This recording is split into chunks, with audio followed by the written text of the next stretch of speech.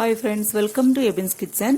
இன்னைக்கு நம்ம சேனல்ல சாப்பாடு, சப்பாத்தி, இட்லி, தோசைக்கு நல்ல சூப்பரான தக்காளி ஊறுகாய் எப்படி செய்யறதுன்னு பார்க்க போறோம். தக்காளி ஊறுகாய் செய்யறது ரொம்ப ஈஸி, ரொம்ப டேஸ்டாவும் இருக்கும். வாங்க இப்போ நம்ம வீடியோக்குள்ள போலாம். தக்காளி ஊறுகாய் பண்றதுக்கு தக்காளி ஒரு 1/2 கிலோ அளவுக்கு எடுத்து பழுத்த தக்காளியா எடுத்துருக்கிறேன். அதை கழுவி தொடச்சி எடுத்து வச்சிருக்கிறேன். தண்ணி இல்லாம ஈரப்பதம் இல்லாம தொடச்சி எடுத்து வச்சிருக்கிறேன்.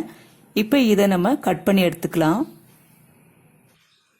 பாருங்க, தக்காளியை கட் பண்ணி எடுத்தாச்சு.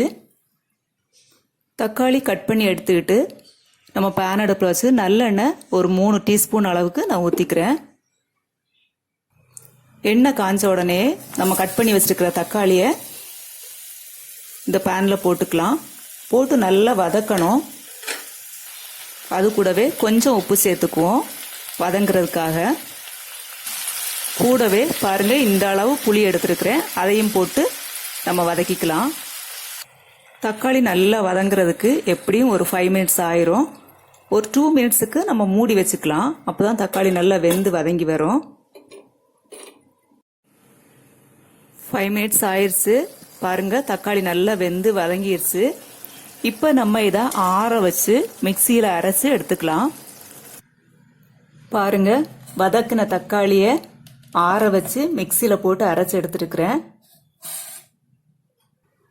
இப்போ பேன் அடுப்பில் வச்சு நல்லெண்ணெய் ஒரு 5 டீஸ்பூன் அளவுக்கு நம்ம ஊற்றிக்கலாம். எண்ணெய் கொஞ்சம் அதிகமாகவே தேவைப்படும். ஊறுகாய்க்கு எப்போவுமே நம்ம நல்லெண்ணெய் தான் யூஸ் பண்ணணும். அப்போதான் ஊறுகாய் வந்து கெட்டு போகாமல் இருக்கும். எண்ணெய் காஞ்சிருச்சு, கடுகு போட்டுக்கலாம். கறிவேப்பிலை ஒரு கொத்து போட்டுக்கலாம். கறிவேப்பிலையில் ஈரம் இல்லாதபடி பார்த்துக்கோங்க. இப்போ நம்ம வதக்கி அரைச்சி வச்சிருக்கிற தக்காளி பேஸ்ட்டை இது கூட ஆட் பண்ணிக்கலாம்.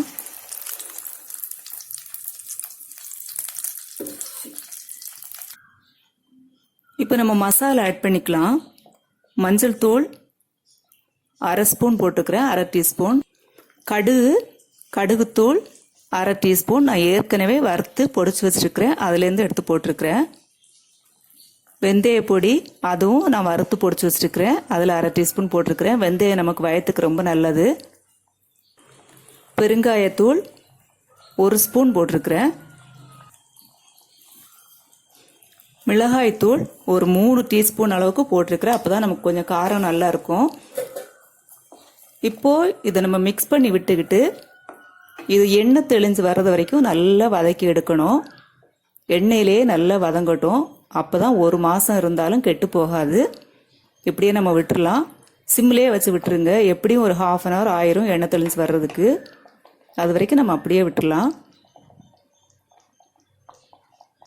இது கூடவே தேவையான அளவு உப்பும் சேர்த்துக்கலாம். ஏற்கனவே நான் 1/2 டீஸ்பூன் வதக்கும் போது சேர்த்துருந்தேன்.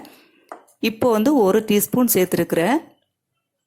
உப்பு கொஞ்சம் ஊறுகாய்க்கு உப்பு கொஞ்சம் அதிகமாக இருந்தால் தான் கெட்டு போகாமல் இருக்கும்.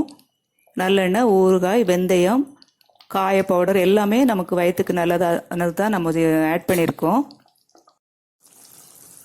இப்போ பாருங்க, தக்காளி ஊறுகாய் நமக்கு ரெடி ஆயிடுச்சு.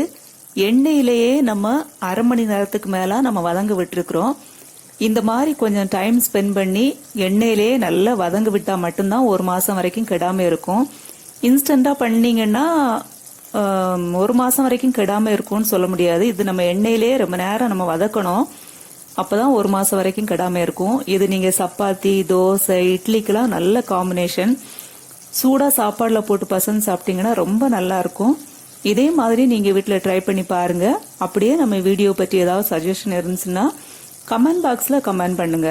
ஓகே ஃப்ரெண்ட்ஸ், நெக்ஸ்ட் வீடியோவில் இன்னொரு யூஸ்ஃபுல்லான ரெசிபியோட உங்களை சந்திக்கிறேன். தேங்க்யூ ஃபார் வாட்சிங்.